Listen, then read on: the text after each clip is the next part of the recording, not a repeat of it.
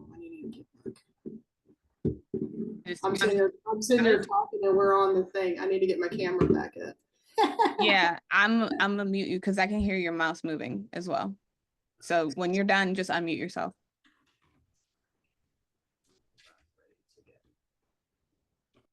Do the thing.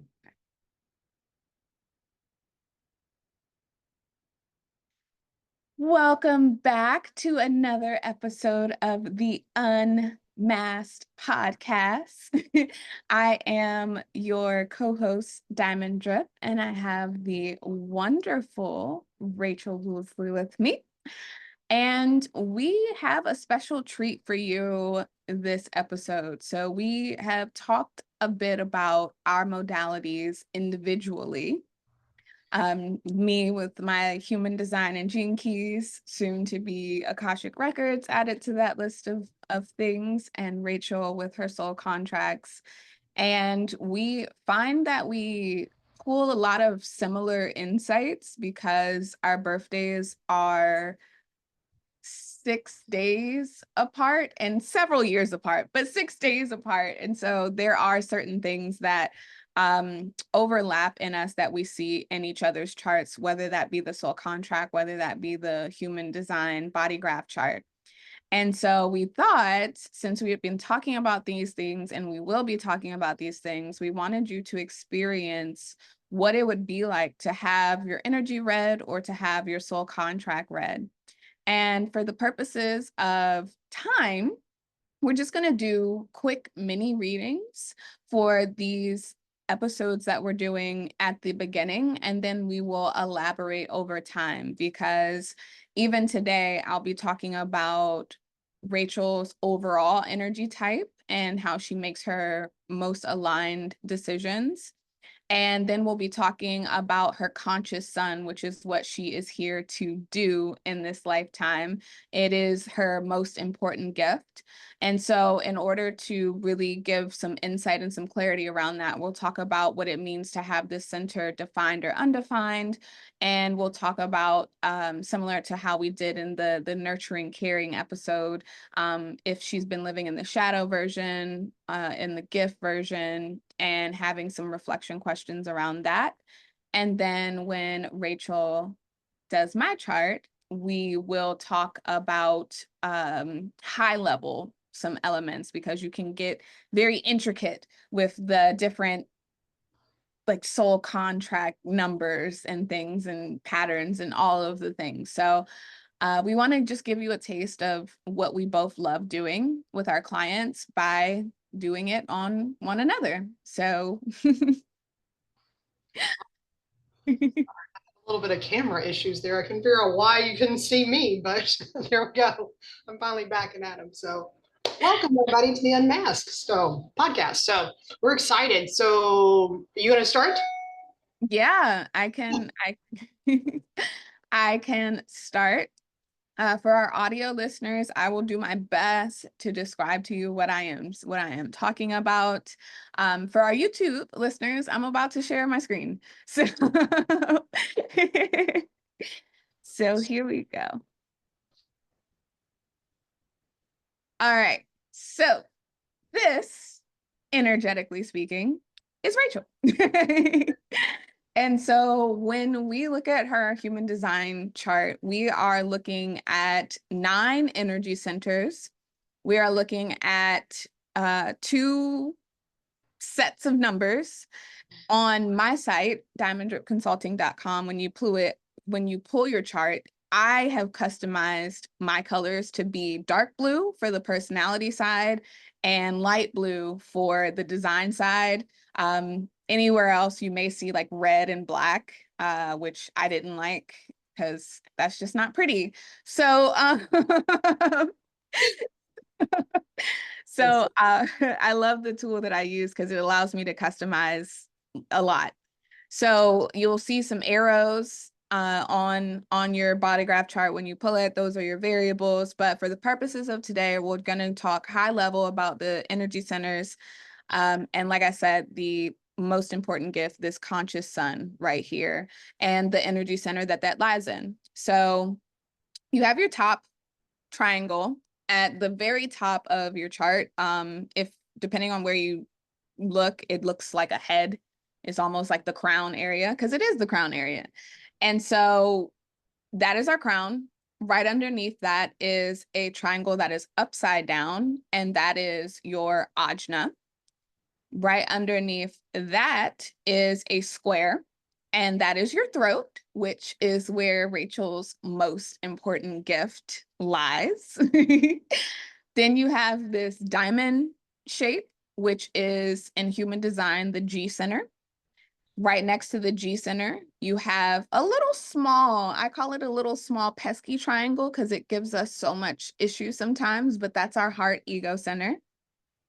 Following that same trajectory, right below the heart's triangle, you have a big triangle, and that is your solar plexus. It is facing towards a square that is in the center of your chart.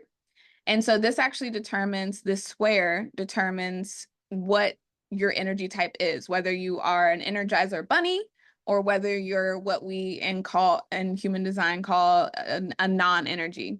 So you have your solar plexus, you have your sacral, and then that other triangle on the other side of your sacral is your spleen. And this is the oldest awareness center that we have as human beings.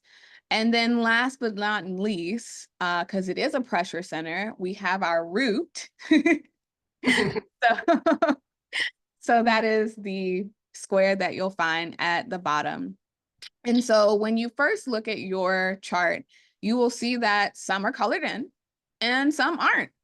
And so the ones that are colored in, those are defined centers. So you have what we call an energetic buffer in these areas. So you put this energy out into the world, if you will.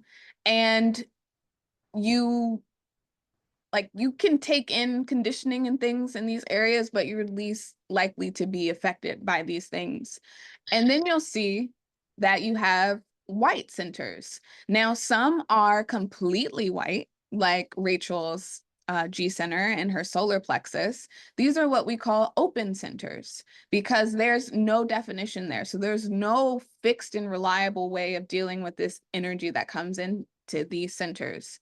And then you'll see some have like these little, on my site at least, you'll see that they have little green circles around the numbers. And those centers are what we call undefined, which means that you don't have a fixed and reliable way of dealing with the energy that comes into this center as a whole. However, when you're more likely to experience these gifts that are in these undefined centers. So that's kind of like a nutshell. And so why the definition in the centers are important is because this is where our conditioning comes in. So areas that we don't have any color there, we take in that energy and it becomes amplified in us. And because we're exposed, like from the time that we're born, we are exposed to our parents' aura and their beliefs and their conditioning. And then we go out into the world and we make friends and we're around our friends because of school in the summertime, sleepovers, all the fun things. And we're exposed to their conditioning and their beliefs. And then the big one, which is happening all the while, but we don't really care about it until we get like older, because then we start listening to it, society's beliefs. And so that's a really big one for conditioning. And so when we have these undefined centers, we have what are called not self questions that we are kind of trying to answer. And that is what knocks us into our not self theme, which it varies from energy type to energy type. So for the purposes of this reading, Rachael is a generator because she has her sacral defined. So she is one of those energizer bunnies. And so her not self is frustration. So when she is not aligned, she will feel this sense of frustration. And so the not self question that comes out of the crown is, am I trying to answer everyone's questions? The ajna says, am I trying to convince everyone that I'm certain? The throat says, am I trying to attract attention? The G center says, am I looking for love, identity, and direction? The heart center, which I referred to, says, do I think I have something to prove? The solar plexus asks, am I avoiding confrontation and truth? The sacral says, do I know when enough is enough?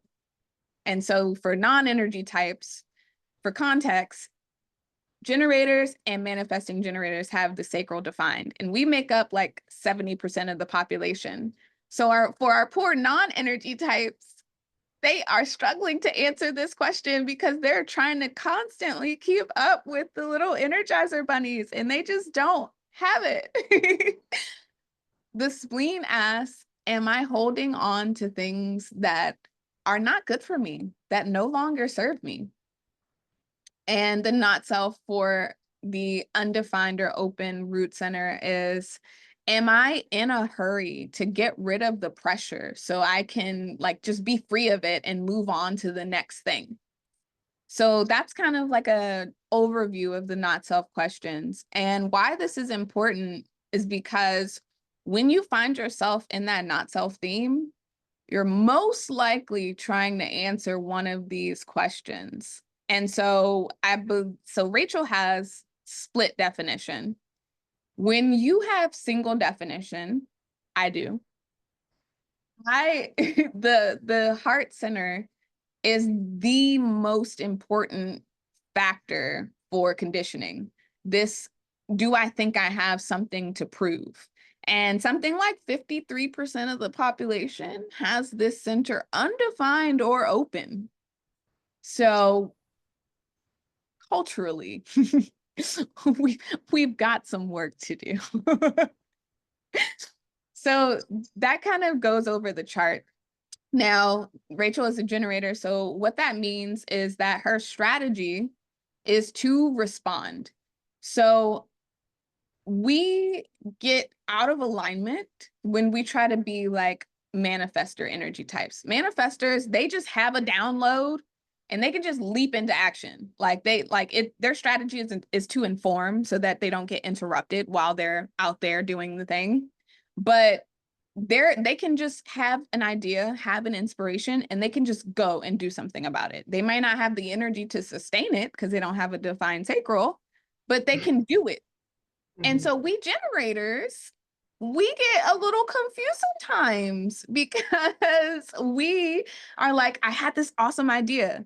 Now I got to go do something about it. And actually, you have the source of inspiration. Does it light up your sacral? Your sacral says, ooh, I like that. Like, yeah, let's do that. I have the energy for that. Or no, no, that doesn't light me up. I don't think I want to do that. No. And of course, there are times where there's a maybe. And what I'm learning is that if it's not a heck yes, then it is a heck no. So those maybes you will find over time are actually no's, but because of your conditioning and your people pleasing and things like that, you might try and be like, well, it wasn't exactly a no. It wasn't exactly a yes.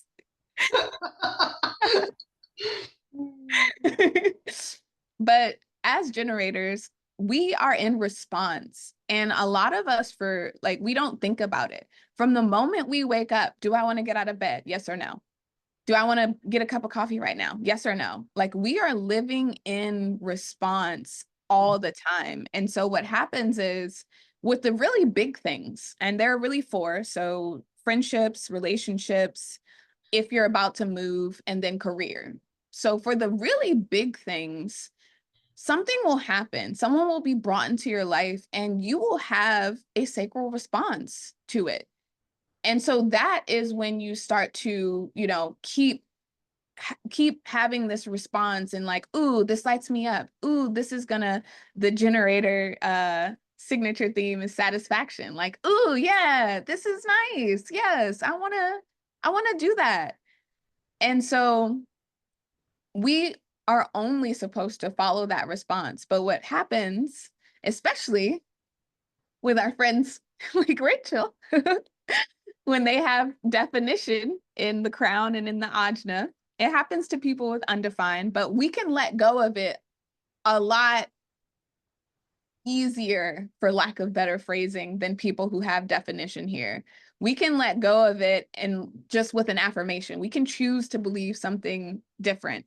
But when you have a defined ajna specifically, when it comes to problem solving, like you kind of attack the problem the same way every time. It's from like the same angle. And so my partner also has definition here. And he said, he was like, yeah, you used to really frustrate me because I'm like, how can you just believe something different like the next day? And I'm like, I don't know. The other one sounded better. Like the other one is. I bet you my husband is an undefined because we've had that conversation for 25 years. Wait. But what happens when you have this definition here is like you kind of you get caught up in the mind. And we live in a society that prizes the logical, analytical, like, get out there, do it, etc. And so what happens is we fall out of alignment with our sacral response, with our body's response, no matter if you have a defined sacral or not, whether you have, and so this is where your authority comes in. So Rachael has sacral authority, which means that it kind of ends right there. Yes, no. And I've talked about this on different episodes that we've done. Let me tell you how powerful. So we know how powerful the crown, the mind, the ajna are because it's all the thinking and logic and all the things. Even with how powerful this is, if Rachael had definition in her solar plexus, the solar plexus is so like strong that she would then have emotional authority, which is why like half the population has emotional authority because they have this center defined. And so the only difference really is when you have the sacral response, it's like, ooh, yes, no. And what happens with me is I have to sleep on it at a minimum. So I have to be like, ooh, that lit me up. But also I'm going to sleep on it to make sure it still lights me up tomorrow. Like, and depending on what it is the next day. And so your authority is really important because whether you have splenic authority, whether you have emotional authority, whether you have like heart authority, like a lot of projectors, they have like self-identified authority or they have heart authority, which basically means like they know what is right for them. Like they can speak their truth into their aura field and have it reflected back to them. And it helps them make decisions because they don't have that sacral response reliably. It's not immediately a yes or no. Now there is an authority called environmental authority, which means that you are, and a lot of projectors have this, it's mental authority. So like they have definition in their crown and their ajna. I do not envy those people at all. I was listening to a podcast that was hosted by someone with mental authority, and she talks about how difficult it was because she accidentally read her energy wrong and she thought that she was a generator. And so like it was never like she could never really get a fixed like answer for the sacral because she didn't have it defined. So she didn't have consistent access to that yes or no. But she talks about how when she found out she was a mental projector, she was like, she literally put human design to the side because she was like, I don't like I don't like this anymore. Like it was so much easier when I thought I was a generator. So that's when you're talking like that, I can almost guarantee one of my children is a mental projector. Probably. Just by your description right there. Like, so yeah, that's going to be interesting. I'm going to have them pulled. Yeah. So. But yes, so type generator, the strategy is to respond and your authority is sacral. The only other thing that is important to note here is that you're a 5-1. We're both 5-1s, and we've talked about this a little bit. So there are 12 different profiles. And there are 6 different lines, so there are different combinations. The 5 line is the aura of solutions, of like the challenge solver. We have that savior, save the day type energy. And so what happens for 5 lines is we have to set really clear guidelines, because our aura presents that we have these solutions, but not every single projection is correct for us. I always use the grocery store example, or Target. People coming up to me asking me where stuff is, and I'm like, I don't work here. I can't help you. Like, Have that happen almost every time. yeah. I was talking to somebody the other day. He was in Russia. He didn't know the language, and he had like 5 people come up to him asking him about stuff, and he's like, I don't even know what you're asking me. Like, Yeah. it was just in his aura. And so, but that pairs really well, because for the projections that are correct for us, our 1 line, which is how we interact with the world, we are investigators, we are researchers, we love a good rabbit hole. This whole human design thing started out for me as a rabbit hole. And the deeper I got, the more in love I fell with it. Yep. And so for the people whose projections are correct and aligned, we do have a lot of wisdom for the people who are, we're meant to help. So strategy, energy type, strategy, and authority, and then of course your profile. Now, what I said we were going to talk about was her most important gift, which is 62, and it is in the throat center. And so I'm envious a little bit because I don't have a defined throat. How she has the G center completely open, and that my throat and my ajna are completely open. I'm cool with the ajna though, but the throat is something that I had to come to accept in my life. So so the throat center is the center for communication and manifestation. It's through our throat center that we express the downloads that we have, the feelings we feel, and share our intuition. It's where we manifest things into form through communication or action. In terms of like the physical body, it is closely associated with the thyroid, which is why when people are out of alignment with this center, a lot of the times they will have a lot of thyroid issues. Mm-hmm. And so when you have this defined, you have consistent access to your voice, but it's in a fixed way of reliably expressing yourself.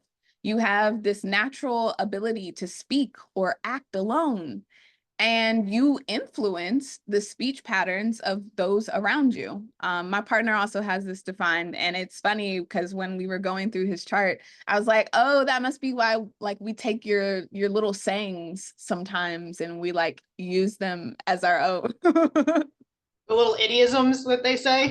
Yeah, the ism. That's funny. But you can, with a defined throat, and this is why I am so envious, but you can consistently rely on your voice. Like for me, I'm always constantly overthinking what I'm about to, well, not so much anymore because I'm moving towards alignment, but I'm like overthinking what I'm about to say because I don't want to say the wrong thing, because the last time I said something, it wasn't the same as I said something else. But, it's a gift. Oprah has an undefined throat, apparently, and that's why she can talk to so many different audiences at once. Yeah. So, but when you have this defined, you can rely on your voice and you can develop a natural ease and confidence with the way that you express yourself.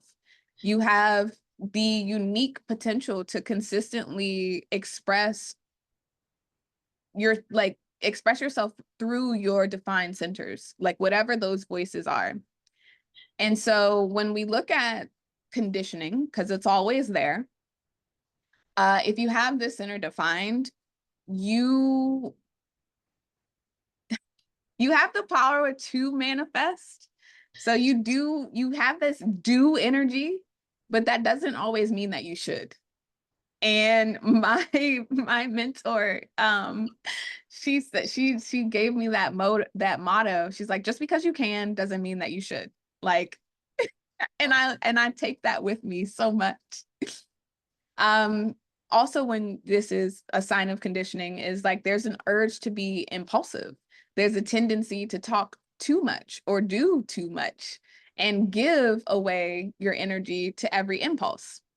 My daughter does this as a little manifesting generator with her device. She is constantly talking, and me and her dad are telling her all the time, you don't have to express every thought that you have. You can keep some to yourself. It's okay.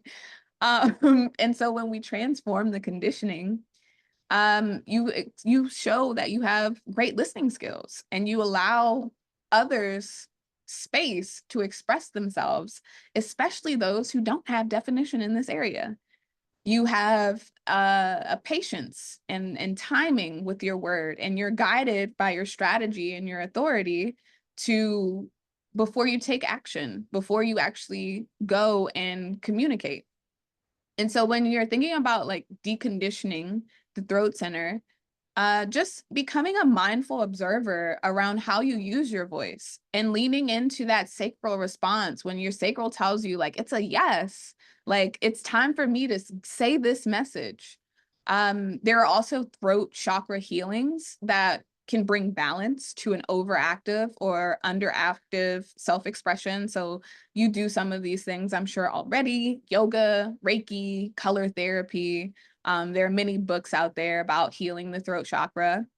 Having inquiry around the beliefs that are stopping you from using your voice and letting go of or rewiring the limiting beliefs around speaking up and speaking your truth. And then lastly, for deconditioning is rewriting an empowering story or a personal narrative around speaking up through journaling and scripting. So that's the center as a whole when it is defined. Your most important gate, like I said, is 62, which that's funny. It connects directly to your ajna, which is the gate of opinions. That's what 17 is. So, so this gate 62, when we look at the gene keys, it is the shadow of intellect, which we can transform into the gift of precision. And at its highest frequency, when you're really in alignment, is impeccability. And so this is important because in human design, this is referred to as the preponderance of the small. It's also known as the gate of detail. And so you have the gift of being able to organize detail in order to better understand and explain complex concepts or situations. You have the natural ability to express both general and little known information, and can often be so convincing that you persuade people into thinking that fiction is fact. When you speak, you are authoritative and compelling. Your challenge is to trust that you'll be prepared for the next step. It's important for you to not let yourself drown in the details to the point that it causes you to worry or over prepare and prevent you from being present. And so as we're starting to round out this episode, I want to just have you briefly reflect, because what are words? It's that open throat thing. I want you to reflect on whether or not you've lived in the repressive version of this gift or the reactive. So in the repressive, they use intellect to obsess about the small things and avoid their feelings. They lose themselves in their mundane world with no creative outlet. In the reactive, they use intellect to attack everything outside of them to defend their own insecurities. They immerse themselves in detail to weaponize it against others. Yeah, like you're nodding for both. It's okay that Well, and I think there was something that you said earlier, and I'm like losing track of which part of the chart it was in, but you were okay. talking about like kind of this duality. And for me, that is the duality, because I've been trained in such a in such a very technical field that, could mean life or death. So that training is there, but the training was never comfortable to me. So like I enjoyed that space only for so long until it no longer made sense. And so when you're talking about both of them, there are times, and some of my conditioning, my parents were in a position of leadership. So they were always kind of in the public view. And despite the fact that I am truly an introvert by nature, I'm in that 5-1, I'm that hermetic person. You could give me a book and send me on my merry way and I can live by myself in the middle of the woods and not speak to another soul for a year. I would be cool with that. But then I would also have that conflict where there would be things that I would want to share and express to people. So I've kind of always lived in that duality of, and it kind of goes back to that, is it a hell yes moment or not? So like I've had to do that, but the most profound thing to me is the response part of it. Because I've never leaned in that, because even though I was trained to respond, like my training is all about responding to emergencies, responding to these things. And I even had the situation over the weekend. There was an emergency in my family and I was responding to what was happening. And I was literally so like I was on, everything was like I was speaking my truth, all of these things happened. And then I had this moment of intellect, like my brain triggered and said, well, wait a second, what if you could do this? What if, and I was like, I literally I wanted to turn the tape recorder off in my own head. That's the way I live sometimes. It's like, if I could just shut the recorder off and just go with my gut, usually I would be a little bit better off. So for me, like stepping into that response space is very difficult at times, because I was trained, even though I was trained to respond to certain things, there was a system to everything. There was protocols, there was mandates, like we had this, way of doing it. And so even in my religious upbringing, there was still all these criterias and, rigorous things that you had to do in these confines. So yeah, it's one of those things, like I'm constantly struggling. So well, I don't view it as a struggle any longer. I view it as kind of more of a game.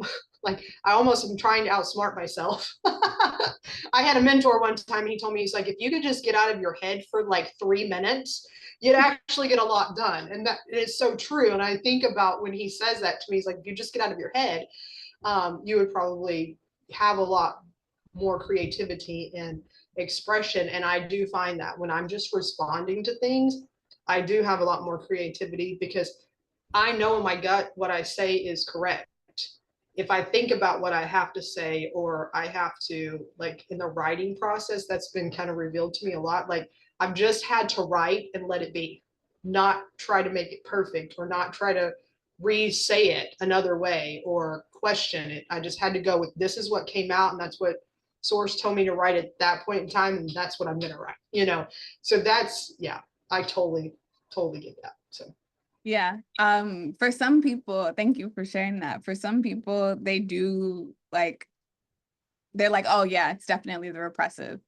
But for some people, it's like, yeah, it's really both. So I get that. And so, yeah, as we close out this episode, I want to encourage our listeners to pull their chart.